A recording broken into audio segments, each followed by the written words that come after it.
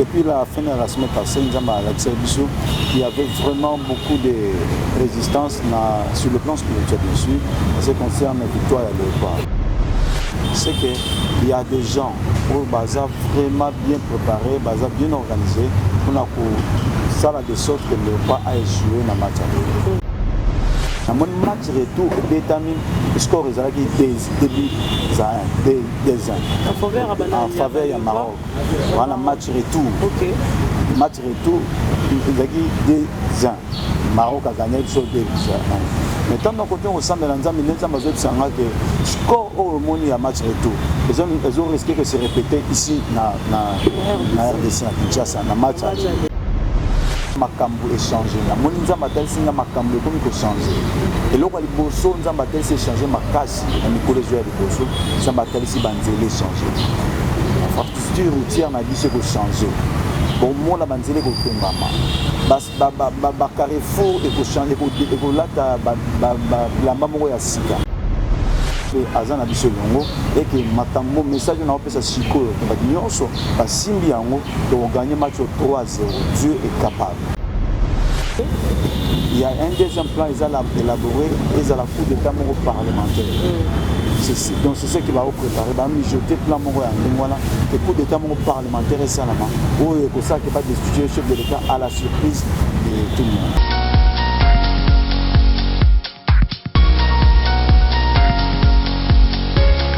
Voilà, abonnez-vous massivement sur Afrique Centrale Télévision. Bonjour, chers internautes, fidèles téléspectateurs de notre chaîne.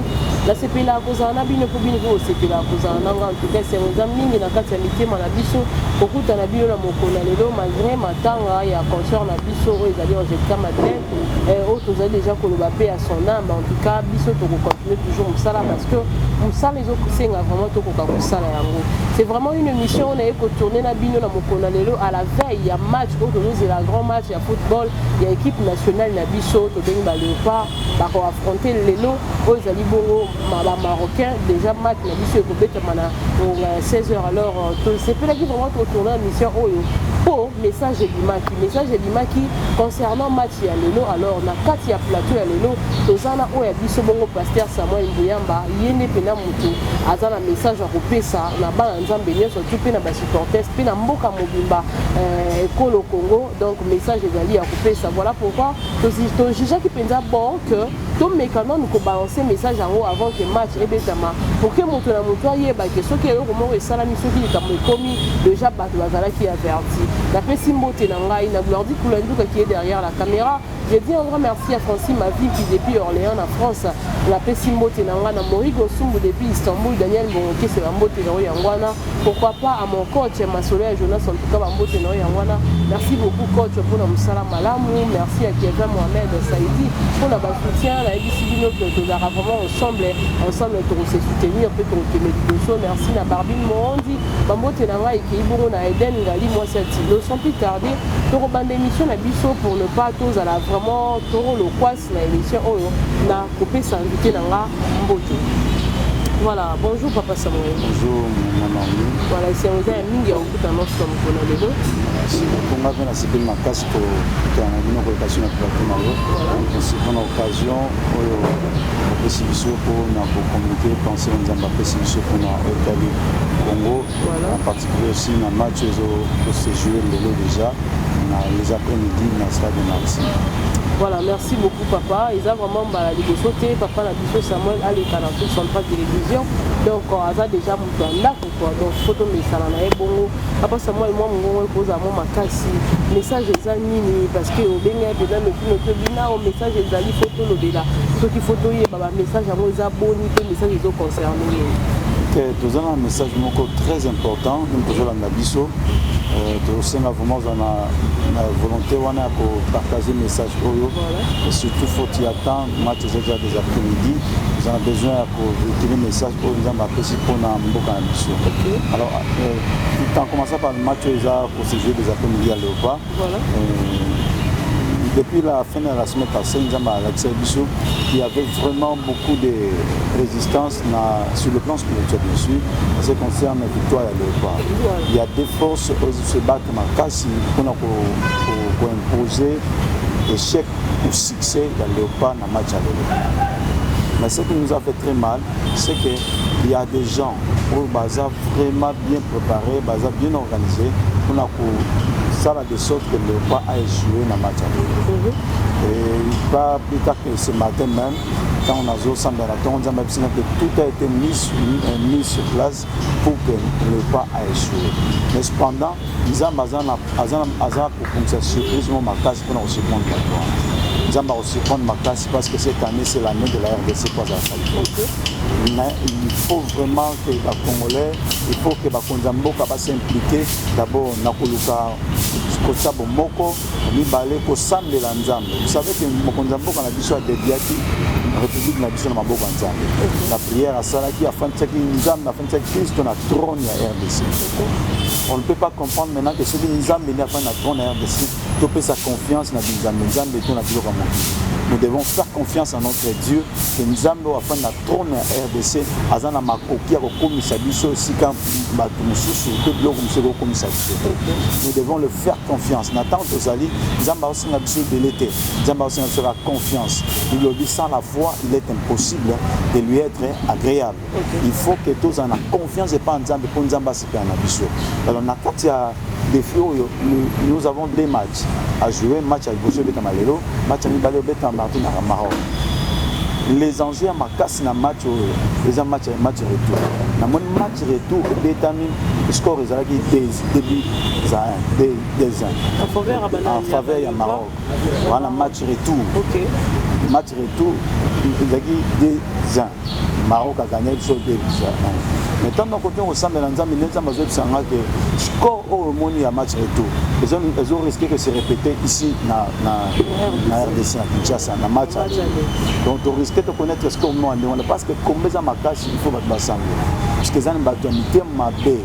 Au Balini Congo, au Balini comme profiter d'un échec à Congo.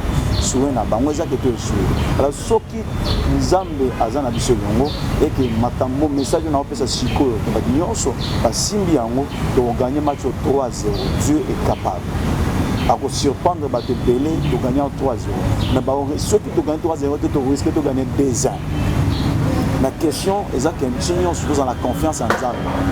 Nzamba a besoin d'honorer Mboka Nabiso, a besoin d'honorer aussi Bakonzi Oyo Bayoka Nabiso. Alors, Nzamba a créé consolation dans le sport parce que les éléments où ils ont créé unité nationale. Et en gros, ils ont créé unité nationale. Bien que Batomité Mabé Bazali, bien que les méchants Bazan a raté, même dans le cercle à Christo, Chida Zalaki. Donc, dans le cercle, il y a des traîtres à Congo, si nous avons des traîtres au Batelémi. Tout a été déjà mis sur pied pour que le match ait échoué. Mais nous avons confondre le bateau. Il faut tout ça, et l'eau comme on peut aller. L'eau, on sait les animaux maintenant. Nous avons une cérémonie mystique qui a ma baie salamaki. Alors, qui m'a baie na bouton à l'eau. Ma campagne, ça nous a minutes na 3 heures. Et Nzamba Ipsinga qui nous senge nous semble à 6h, 12h, aussi à 15h. Il faut moi Nzamba nous sur peuple congolais nous sur quelle que soit tendance dans notre religion na yo. Mais peut ça confiance na Jésus Christ.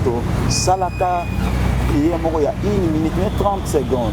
Na 12h à l'élo, puis à 15h, match à 16h, mais à 15h, moi, nous avons scanné sur Zali. Aux appels de Congolais, le bataille de Bamoko. Sur ça, ma copie au sein de la joie, à 5 minutes de prière.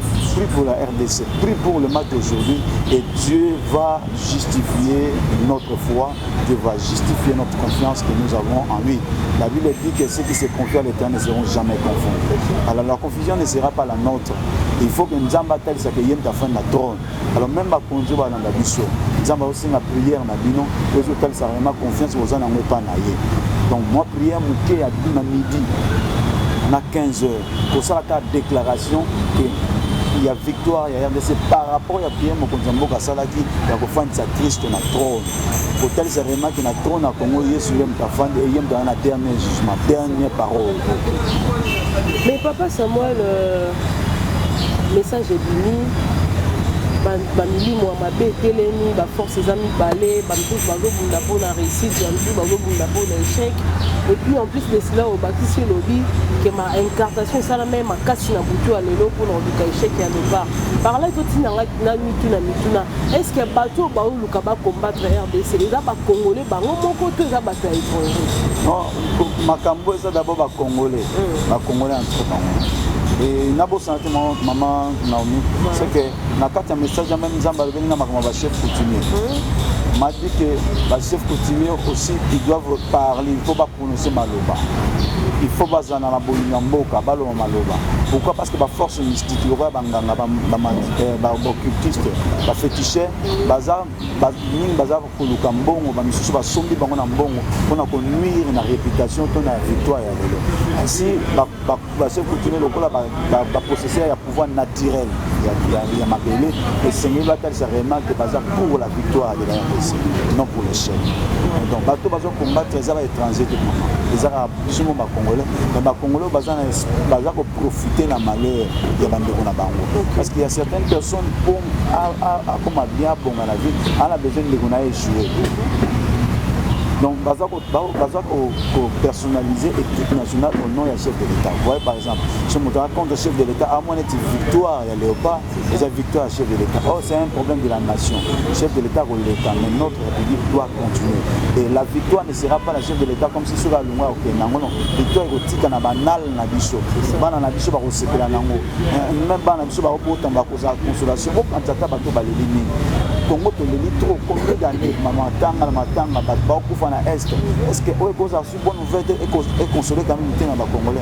Ko ba to ba lela ba ça un peu consoler ba posa na peu ba douleur wana ba matanga ba zo un peu consolation. Donc pourquoi il faut rato continuer ko lela pour na niyo ko sala mabe na mboka na yo moko. Il le bito bonde la pona mboka o tozali ko bonheur na biso zo dépendre na yango. Alors pourquoi yo ko luka ko bebisa honneur ya mboka na yo. Yo mtozo na biso za contre match oyo et yo ka conseil yo ka toli oyo nzamba pesi et zonga na nzela zonga vraiment mutu ndenge ba kina ba lobaka et penser sur le bonheur ya bana na biso hein et kozala chi moment malamu kozala na mo kitoko et que consoler mitema ta ba to bana est kuna ata ba suba ba okufa na front c'est ba yo qui victoire ya la consolation.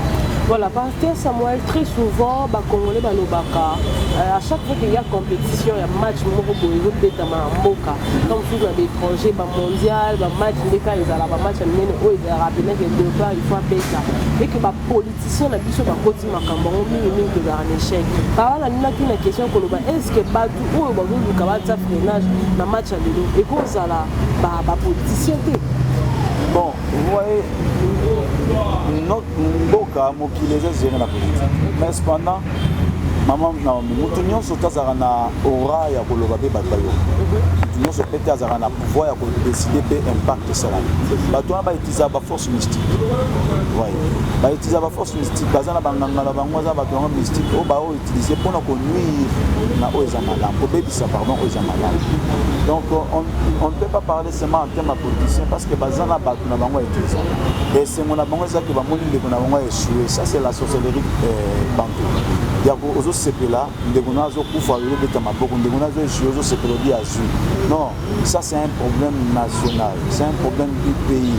C'est un honneur non seulement à Bisso, mais aussi à Bana na Bisso. Et qu'on peut sa fierté, na Bana na Bisso que notre nation tous les première nation participation mondiale. Mon honneur on a dit que la date to échouer à date que na deuxième tour mais au moins tous a quand même la fierté que nous sommes la première nation de l'Afrique noire à participer à la mondiale. Et ça on est. Et ça il est aussi de participer pour la deuxième fois. C'est aussi de l'honneur. Donc ce sont des politiciens qui utilisent un peu des hommes mystiques. Vous voyez, utiliser des bâtiments mystiques pour utiliser pour le faire pour le baba. Voilà pourquoi nous avons la Bible dit que la sorcellerie et la magie ne peuvent rien contre ça. Donc nous avons le pouvoir pour faire taire. Vous savez, quand les conseils divins se prononcent, les opinions des hommes épuisent en étage. Quand les conseils divins se prononcent, les opinions des hommes se taisent. Car Dieu est plus grand que l'homme. Voilà. Pasteur Samuel, les gars, comment ils sont les gars, parce que les gars qui sont dans un bateau, donc tout ce qui nous conduit à Congolais à la rame, pour ça, nous allons avancer. Donc, c'est ça le message où le pasteur a dit que Samuel a dit là-haut est tellement en football. Donc, nous tout le message au pasteur a dit ça, on ne sait pas le message s'agit de quoi. Donc, petit qui m'a le balambo canayo, on a beaucoup de peuple de Dieu au bateau la nayo, message nous est dit par nous. Ok, deuxième message tout ça nango. Maman ami déjà a annoncé le mot mais dit que belé ba poser un peu surpris pour va comprendre. Zamba ebisi na biso on a RDC.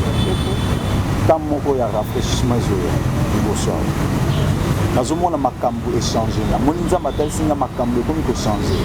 Et loko liboso nzamba talisi changer makasi na mikolo zo ya liboso nzamba talisi banzele changer. Infrastructure routière na biso ko changer. Bon, moi, la banzele est carrefour et changer la maman ya sika. La commune doit être transformée. La commune a clairement la vision et commune la lemba. La côté la lemba la vision à reconnaître que le monde va venir changer. La monde est changé. La monde la commune machine est changé. Tu vois, je vais transformer. Na osama makamza na tambo ko zoya liboso. Na bité que nzamba bien aussi ça va pas signer sur Congo non. Mais au moins il y a un coup de bâton, un changement. On nzamba ya ça libéré pour que Congo change na makamzo. Donc nous quand on là que la mbaya sika ya malamu. Et deuxième chose qu'on a un message à cause de la transformation de la salama visa ya Congo et comment il passe na moni ba ouest africain ba comment luka kokota na Congo pour ya président Kinshasa mais ba comment il y a na conteneur ba conteneur ni ma marchandise na moni voilà na moni bango ba conteneur mila yo wana na moni na suka conteneur na moni ba tcheba loka ba paquet ya ba mai ya ba jus na suka conteneur mais tant bazo na moni ba paquet ba jus ya mai comme koya na tana na kati kuna ba ba west africain belé ba bomba na si na tunza meni na tina tala na moni vraiment payer côté tina capitale. Il faut que tu aies Kinshasa, tu aies un point bon boy, tu as un fonds qui est marchandise, tu as un monde qui est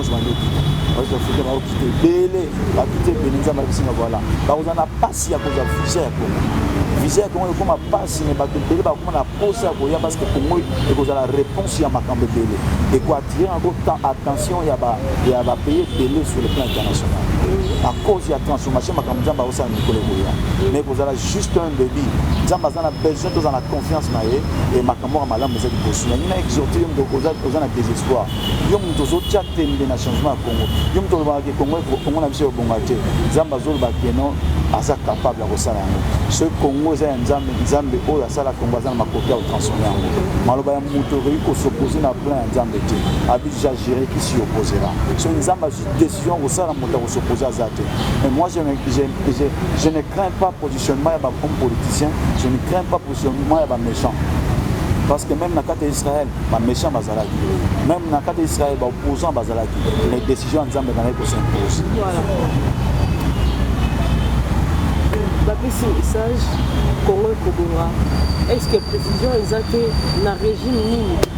Est-ce que dans nini? Makambo na lo balabino ezobanda ebanda kalate. Après l'élection?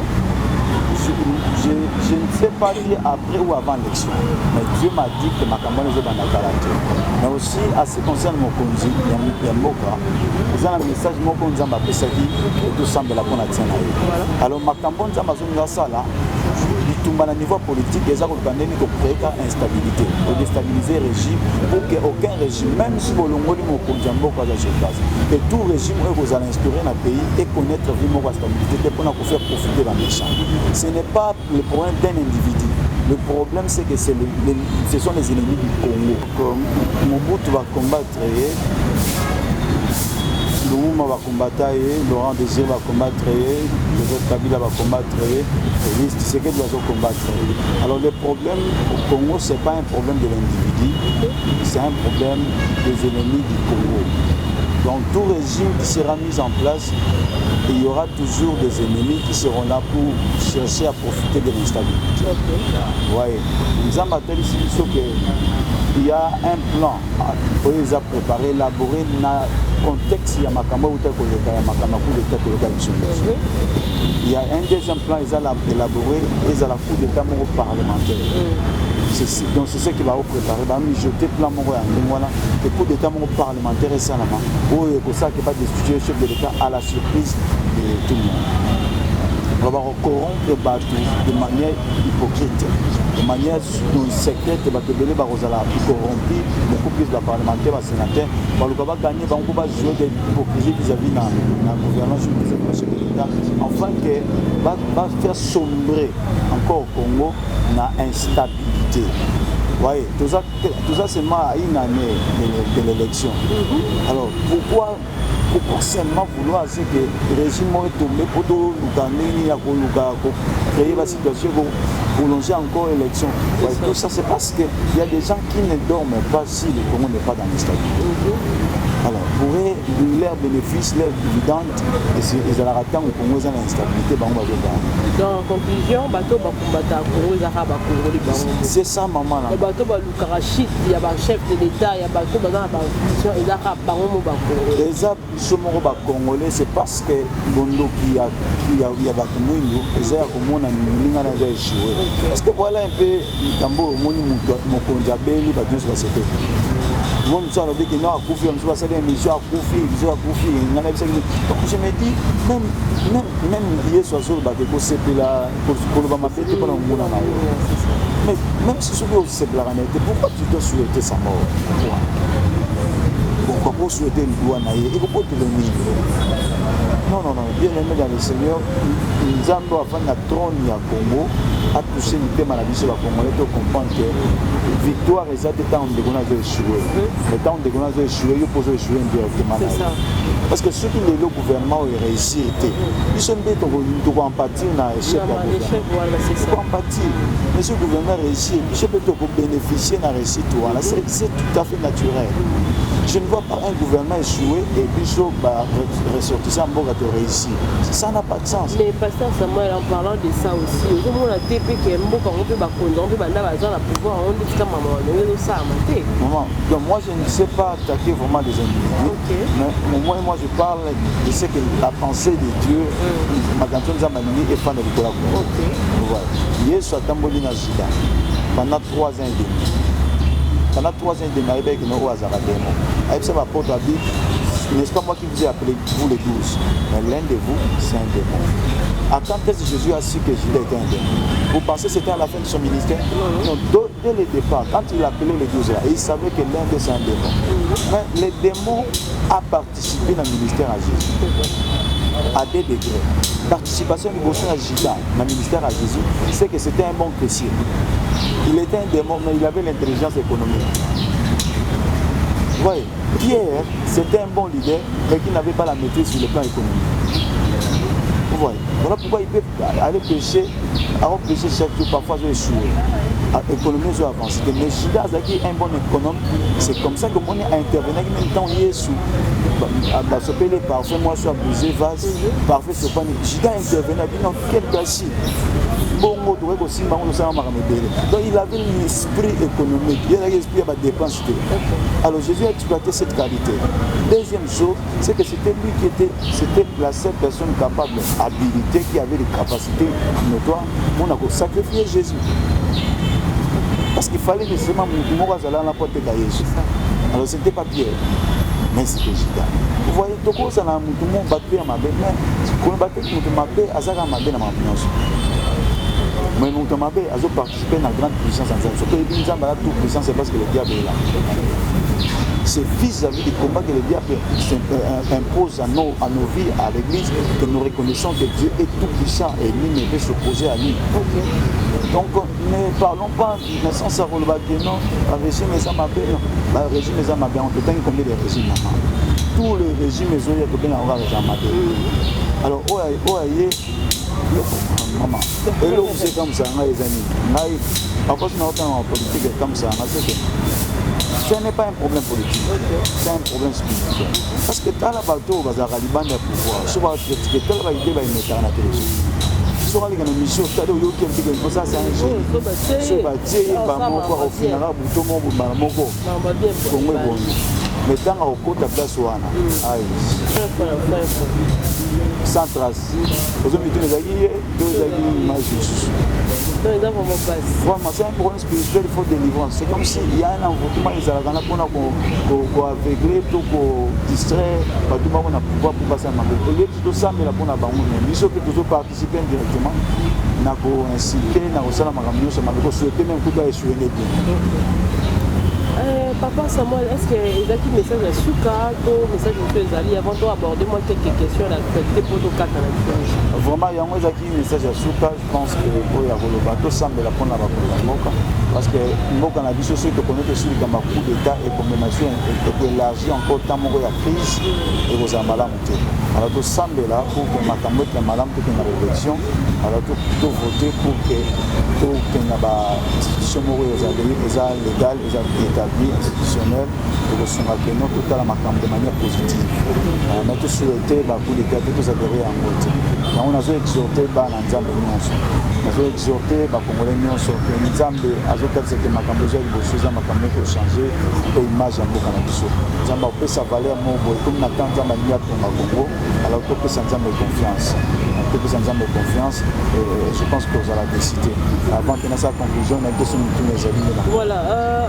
En parlant de tout ça, mais pour Congo, il faut prier pour toute ça Congo, mais qui doivent prier pour le Congo pendant que les pasteurs aujourd'hui sont menés dans des histoires? Oh, merci maman pour la question. Je pense que Naza un peu sceptique.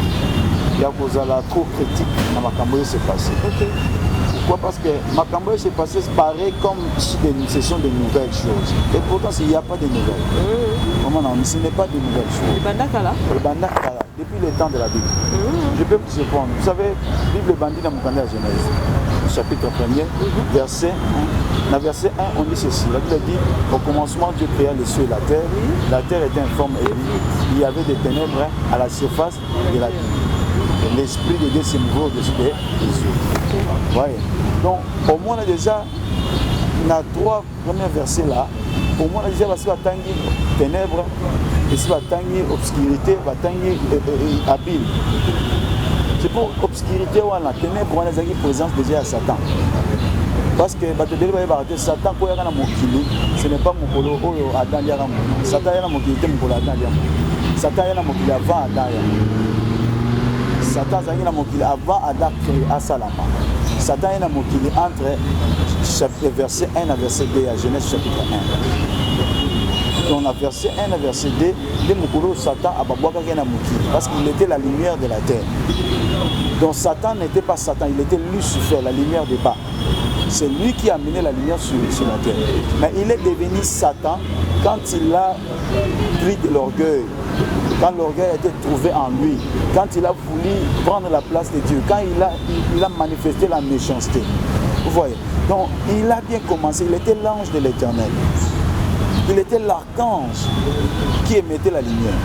Alors, avec changer face à commis Satan, autobéni Satan, diable. Bien aimé dans le Seigneur.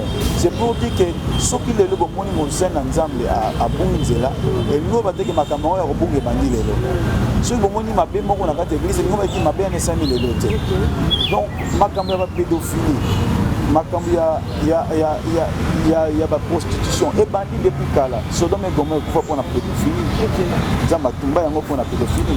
Vous savez, il attend en nourrir Nzamba Bomamoki. Pourquoi? Parce que les péchés s'étaient multipliés, c'était accru. Ouais. Donc, ce n'est pas aujourd'hui ma belle réseau ma malheureuse. Mais le problème, c'est que les églises sont infiltrées. Les églises sont infiltrées, le diable a infiltré les églises justement pour tordre réputation église parce que c'est la seule institution qui a le pouvoir de changer l'âme, l'esprit et le corps. Donc c'est le Satan qui opère. Oui, le Satan a infiltré l'église. il a infiltré à Tindi Bassali Naya le Kouta, Tindi Bassia Molili. On a séduit oya vrai, ko sali ba image, pour ceux qui voient que pasteur a quoi ne kobo moi qui nous ressemble là, les actes à fond dans l'andao.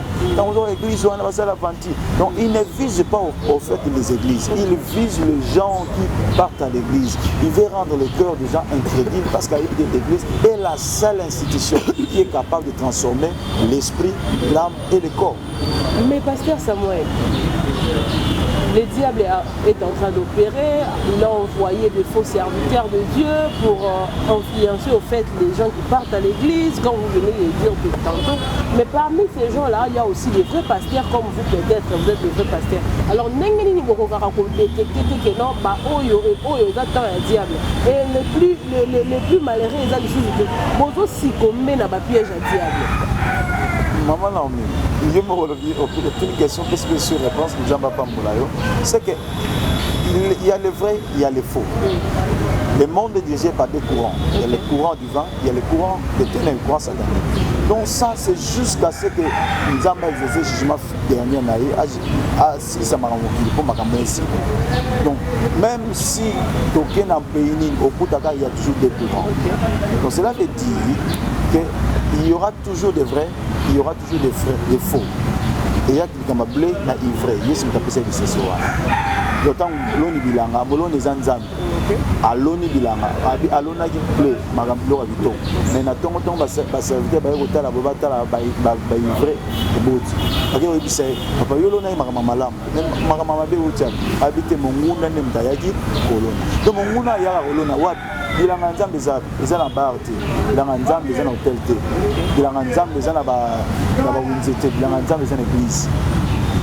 L'église d'abord, il faut que les gens comprennent, parce que quand vous parlez de l'église, certaines personnes à mon arrêt, que soit qui n'ont pas ou batourate, basanganaka, ou bien à mon église, à mon on dira péché. D'abord l'église c'est quoi avant de continuer? L'église, en termes universels, l'église c'est l'ensemble de ceux qui sont sortis hors d'elle. Donc l'ensemble de la bateau, on va venir dans mon pays, on va passer bon moment, on va pas dans Christ, on va passer le corps de Christ, on va comme église, ça c'est l'église universelle. On les a autant la Congolais, français, anglais, américain, tous on va envier sur Christ, on va mon conséquent oublie qui s'y n'a pas donc comme corps mon de former ce qu'on appelle l'église. Là c'est l'église universelle, l'église corps de Christ. Mais il y a ce qu'on appelle les églises locales. Les églises locales, où les a assemblés, les assemblées, où les a organisées par rapport à la chrétien, où les a dans le secteur, dans le Mboka, parce que dans quelque part pour invoquer le nom du Seigneur. Donc c'est là on appelle les églises locales.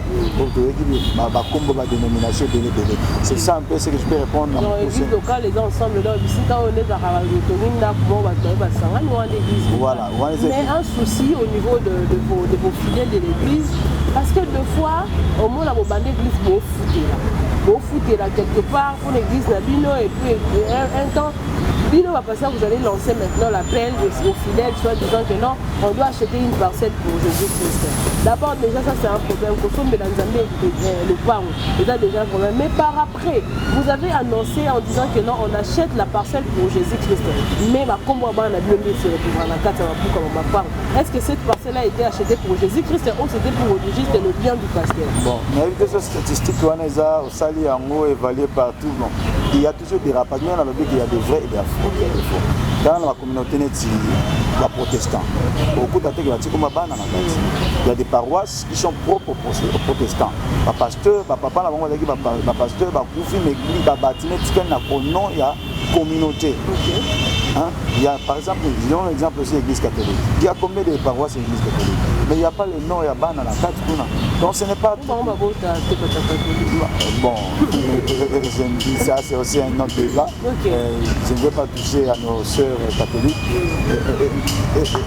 Dans l'église musulmane, il y a aussi des églises de réveil. Il y a des églises qui sont organisées, il y a des églises qui sont sérieuses, aussi recueillies au Koutake.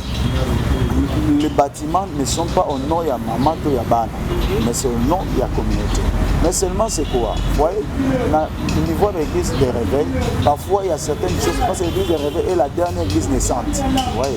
Donc c'est la plus jeune église parmi toutes les communautés ecclésiastiques qui existent dans le Congo. Alors il y a beaucoup de paramètres qui sont stabilité, petit à petit, l'église de réveil a aussi maturité. Quand je parle des églises de réveil, donc je parle des églises pentecôtistes, pour générer l'action du Saint-Esprit. Ouais. Donc il y a beaucoup de choses pour dans nos éphémères. Ainsi, pasteur, leader, parfois autant l'église est stable pour la bataille, il y a confiance que les lots qui azate va pérenniser. Vous pouvez savoir que confiance. Voilà d'ailleurs autant confiance que nous la parce que tout le monde a un pasteur repéré. Ah, donc Azaka est mon pasteur. Tout comme moi, on a l'information et affermissement pour les coups. Donc quand on consacre un pasteur à épisser que nous Kambaseli Kingan. Donc il y a des cas qui la canne. Ok, nous Kambaseli les nous va expliquer mon tout la communauté ni ko défaire na hiérarchie na leadership non. Et ça une manière de rendre responsable. C'est comme ça que les protestantistes faisaient. Donc une fois que nous avons consacré pasteur par les paroisses, par fonder les paroisses, à exercer le ministère. Parce que au moment où nous avons consacré le ministère, il y a père spirituel, il y a aussi comme si moi l'étouffement. Parce qu'à cause a aussi la leadership, il ne sait pas s'épanouir parce que celui qui est là est plus grand que lui. Alors qu'on peut ces paroisses, tous ces livres, les a pour étouffer, les a justement pour ces occasions à exercer librement son ministère et permettre que l'Ikabo Zakatinae et ça la moussala librement. Sur ça fait dans la leadership pour découvrir la manière de Rokamba. Donc ce n'est pas que déjà optique moteur expérié. Donc au fond la cellule, il va être à longueur dépendant et à ensemble mère. Donc il reste là. Parce que dans la cellule, il y a un Kamba cellule, pasteur on a Azaka avec a joué à zone ici comme pasteur titulaire dans la paroisse mère, a tiré mon sous. Donc le problème c'est que beaucoup de paramètres sont montés solides dans l'église de réveil parce que l'église protestante, le bazar va 100 ans, va fêter 100 ans d'existence. Dans le Congo, malgré les bandits du Banda, mais on a Congo, bazar j'ai 100. Voyez. Donc ils sont pas les belés pour comme stable les bazar. Les bandits dans l'église de réveil, bandits car ce mot toujours pendant na papa na biso toujours bunda. Après il y a des bandes des athées, aujourd'hui ils vont s'organiser malin pour que l'église est comme à eux. En tout cas, parce que c'est mal sur ces points, surtout que nous avons côte à Penzaming, on risque d'amener l'émission comme un sopen donc vous risquez de tirer à longueur, mais je crois que c'est un sujet vraiment très délicat. Autant plus de Lucas, tant qu'on photo vendre mais comment on se lance bien pour nous éclaircir un peu les idées parce que beaucoup de rappels à zone d'ombre concernant le fonctionnement, il y a l'église, les lots, l'église fonctionner, comment est-ce que la pasteur va se comporter vis-à-vis même la bateau, va rappeler donc c'est vraiment un sujet autour de l'enseignement. Mais moi, question est juste avant dernière question dans la photo 4 à l'émission. Dernière question avant dernière question dans le disait que on a ni pasteur bazo ko ya rara beaucoup plus de sexe. Donc au cas où le pasteur autant soit joie qui mbongo à des tournages qui a finga qui a salaire mais pourquoi seulement le sexe? Maman n'a pas pasteur. Yo za pasteur te yo mona ka wele na TV le na média mais là pasteur et bien que je te le ça pasteur za sexe je te le ça pasteur za na bien que l'église a infiltré le premier moyen qui a permis au diable d'infiltrer l'église les ambons les ans en sexe alors sexe les deuxième élément où il est pour affaiblir alors maman non monsieur muta kabelo mbongo au fin avec le ça la la messe même ça ennemi là soit kabelo mbongo au fin de toi c'est messe et c'était la technique que diable a utilisée à côté ça qui bateau mabe ba na mbonga mabe na alors ça aveuglé attitude à certains pasteurs pour landater ma bé kolta te ma bé au bango bazali ba natira ma bé ya ba serpent au bango bazali ba ya ki lokola ba Kristo o ba ya ki ba serpent et ba ya ki non nzela mbongo ba ko aveuglé parce que ba talater ba natira na bango parce que maman comment comprendre aujourd'hui un pasteur magicien mais a commis hasard au camp d'église en même comment comprendre un pasteur sorcier à Okambapé Baki. Mais il faut se poser la question. Moutou tout le monde est magicien de sorcier. Comment sorcier les loups, tout magicien, les loups, ils sont sorciers.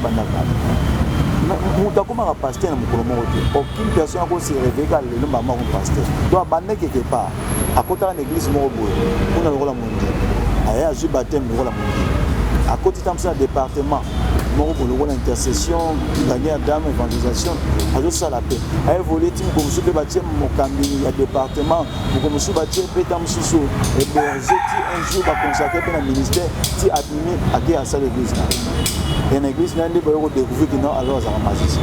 C'est pour dire que tout ce temps-là, on a les gars l'église.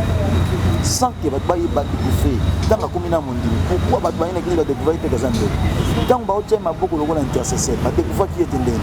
Dans la comment comme le département, vous découvrez qui est né. Donc ils ont une technique qui a quoi aveugler. Église. Voilà pourquoi moi j'ai un ministère où je ne parle que de la réanimation à bâton spirituel. J'ai un ministère dans l'atmosphère prophétique. C'est une branche ministère où j'ai la mission même à l'étranger, dans la Salango. On a ramené l'église, sursoir, donc au fond de sa église, pardon, dans la base spirituelle, bâton spirituel. Parce que maintenant, on a papa n'a vu ça, il dit Nabala. Maintenant, on a papa n'a vu ça, il dit Simon qui manque. Papa n'a vu ça, qui est là. Vous savez que l'église est un respect. Au tournant, on a un dégapo, il colle la tôle. Bobimi na tango koto ndeka ko ina sanzete karibie sila ki alors les gars qui va ensemble la moto kangi ko mais makambo les a soutien pourquoi parce que donc ba infiltrer église nanzela d'abord ya mbongo zaki d'abord makama ya sexte sexe yo kango lelo mais faiblesse église bandi lelo te voyez donc ils ont infiltré l'église nanzela ya mbongo bazui pas positionnement parce que wana papa na partenaire sponsor a pesa ba mbongo belé parce que mon donateur aime t'assumer le pan église. Voilà, de là il y a des gens qui sont magiciens occultistes ouais. Finalement, dans une position, ça l'homme maintenant va continuer la sirène. Pas ce bébé pour tout le monde a besoin de ça va s'en aller. Là c'est normal. Maman non. Ndenge yoza vraiment, ndenge yoza maman non. Ata ko ina faiblesse en ndenge nini. OK, ko ina mosala na nzambe ko le na télévision. Olo bakenga na kwa na pasteur ozobeta masolo ndenge kwa na pasteur donc mama na ata ceux qui va violer qui yo on peut ça pas détail wa donc comprenez que c'est la mission du diable et makambo ba ça la rencontre pasteur te ba ça la rencontre ba pasteur te le fil là ne cherche pas à nuire les pasteurs c'est à nuire la réputation de l'église pour empêcher de nous donner la vision que nous ressemble là bon ba yebi que sur l'église a une réputation ma beyo okendete mais beau sang de la pona barça nanzambe boza la derrière bato barça makamboité parce que même moi ça ndumba kenera na butu même moi ça ndumba kenera ça kindumba na butu pour la ni azana soni quand même makambango mais oh ba ça makambo ya tina télévision bébé basa mabala ça c'est pas possible comment tu rola mukate comment tu comprendre makamboité comment il besoin encourager côté la basi ya bonne comment même moi ça ndumba kenera ça kindumba na butu on a ba miso balata même voile na le ko ba mona été on a dit ça na moi parce que ça quand même na soni ah moi ça ndumba yebani que prostituer na na soni mais ba oh ba ça na soni c'est que ba ça ndumba ta ça ba ça ndumba ça ce sont des esprits voilà merci beaucoup papa et puis si vous passe pour faire comprendre à biso ba bio monde bandé ko yebate c'est vrai que vous êtes en train de faire des analyses chacun parlait bandé ko l'amène mais enfin vous avez fait compris que les gens les locaux nous les a cachés donc ça va vraiment besoin normalité donc le barak ke bana ba so ba ko c'est ça la bakulanda rabiso pour samedi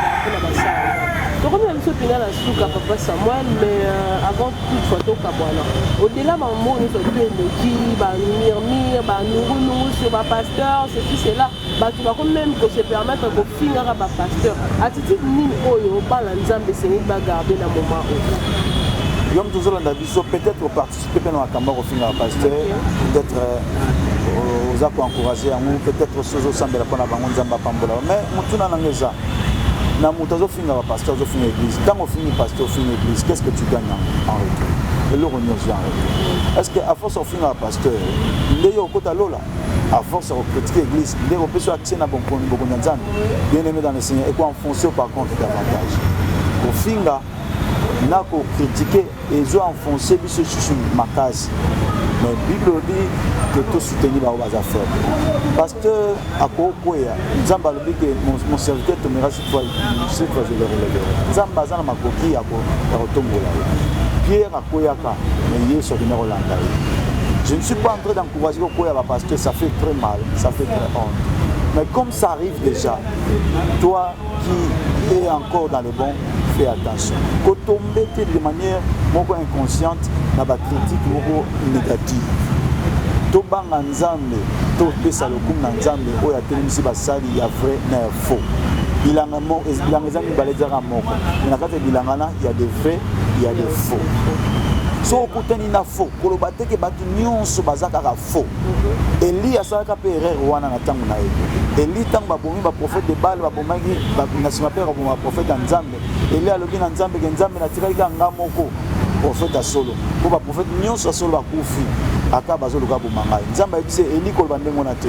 Je me suis réservé encore 7000 pour basali limité côté.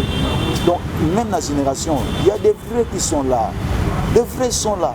Ce n'est pas seulement des faux. Il y a des vrais. Ceux qui peuvent un faux pasteur, ça les faux, on va conduire vers le vrai. Ceux qui peuvent un vrai pasteur, fais attention au coup de la peine à faute. Donc c'est ça un peu. Et semble la somonie à vrai, semble la pour le bien comme à faute. Au Satan, il y a un ange de lumière, mais il y a comme un ange de ténèbres. Donc tout ça cause de la vraie pasteur Lelo, mais à cause de la erreur, à cause de comme un peu faux. Alors semble la pour naïe, ou il y a vrai ou ana, bon de la pour naïe, pour que assis sa carrière naïe ministérielle n'a qu'à dire la vérité. Pour Bible le bien mon candidat hébreu que toi imiter l'ancien abisso, bah ouais avant abisso, toi imiter bangon dengue basilisa. Imiter ma ndenge ba silisa na ministère, c'est-à-dire exemple ya malamu ya ministère exemple ndenge muto silisa eza ndenge azo bandate oko banda bien mais so sisi mabe oza modèle te. Alors pose la modèle selon l'esprit de la Bible, il faut asilisa ministère malamu na témoignage ya malamu.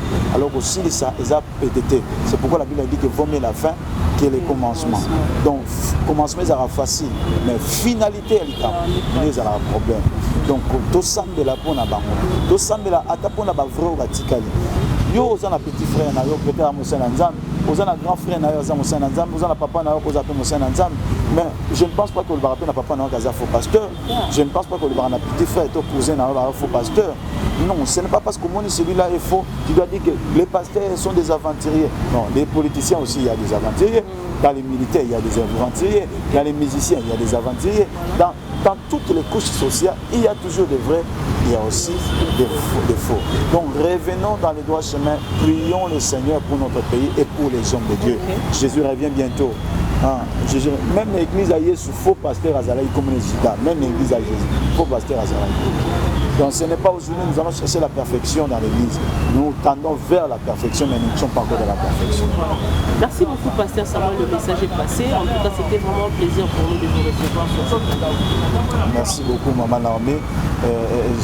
J'insiste, et surtout, na yom toza malade, yom toza souffrant. Bako saote que le pasteur soit faux que n'a pas Bako saote que l'église est faux au désespoir pour non crois qu'il y a des hommes puissants, il y a des églises puissantes qui peuvent te soutenir dans le problème aux anango pour la solution. Moi je crois si seulement tu peux revenir nous aux anango sikawa au yo qui conseille benga pasteur na yo assemblée pour na robika que l'église va bonde la pour na pour la solution. Belle lanzambe na chambre na ozana foi nzambe, je crois que tu es détecteur, tu es le gardien de la vérité. Je crois que la vérité existe. Ce n'est pas seulement les mensonges qui priment, mais la vérité est là et je m'accroche à la vérité et la puissance de Dieu va te toucher, tu seras guéri, tu seras sauvé. Donc si tu peux nous appeler à notre téléphone, si vous avez un problème, Bengabiso, nous allons t'assister. Sera affiché. L'autre fois on avait oublié de mettre les numéros, mais aujourd'hui on ne fera vraiment pas oublier. Il faut car à tout ça, on peut beaucoup de numéros. Il y a pasteur on a dit sur le donc Nzamba Pambolayo, j'ai pris pour toi Saint-Esprit, la bonne pour la union soit que ta puissance est touchée bango et que la paix est côté de la bango. sagesse est accordée pour la union sur Batumba qui dans les faux pour Bazonga dans les vrais. De fortifier cette église à Congo et Bassin Nzambe. Je prie pour notre équipe nationale à jouer les lots, qu'un miracle est s'opérer et que les méchants passent à la déchet. La puissance de Dieu est se manifester par une grande victoire. Seigneur, toi qui es assis au trône de la RDC et prends les choses en main et dirige notre victoire. Au nom de Jésus-Christ, je bénis cette chaîne qui nous a reçus. Je bénis Maman Nommé, toute son équipe et la gloire te revient au nom de Jésus. Amen. La personne beauté, na Madame Nangaï, Maman Bega, Myriam Bassandela, la personne beauté, na Maman Nangaï, Anne-Christine Kaïba, la personne beauté, na Langamba, il y a le ministère prophétique et de Dieu, nous avons la Massina, la Avenue Mobongo 84. Je vais rejoindre Bissot, nous avons un séminaire important pour que Dieu en dimanche. Yaka au moins dans le bon candidat nous a décidé. Que le Seigneur bénisse. Voilà, que le Seigneur vous bénisse en tout cas. Comme il fait dans la émission Nabiso au Tezaki, la plateau Nabiso, le nom pasteur Nabiso Samuel Mouyamba, qui a un message très important dans le baba message. Vous êtes très important pour la reprise à la peuple dédié, surtout la communauté congolaise mouvement qui concerne l'évolution en Boka et puis la match à football. Il y a mené les autres tout à l'heure là dans la stade de Martyr. Il a proposé Maroc dans RDC donc déjà tout rappeler parce que les matchs où ils ont dit c'était porte d'entrée pour le mondial. Alors tout faut la lutter ma chef continuer ballonner surtout pour d'autres moments comme ça la incantation pour tout tenir l'équipe la victoire à l'échec pour faire la montée pour permettre que l'équipe la victoire qui est des est très important parce que ça a un manque de tika en haut et ça que c'est on a dit donc voilà vraiment le message est très important et que les sites besoin pour cette émission au petit commentaire on a eu activer cloche de notification quand vous avez s'abonner pour vous permettre de cette chaîne habituelle de médias parce qu'on a vraiment besoin il y a vos alarmes de temps à autre. Voilà, un grand merci la François Mavi pour la confiance encore une fois renouvelée. La petite merci Nangai d'avoir dit que nous était derrière la caméra en train de prendre les images. Un bonjour, la Miss Lolo Balobi, moi c'est à tout le passé. La petite Mbote Nangai, en tout cas, la Binonia Sobolanda, Piso, Pele Loto Kabwania, Watokuta, Namukolo, déjà bonne chance au départ de la République démocratique du Congo.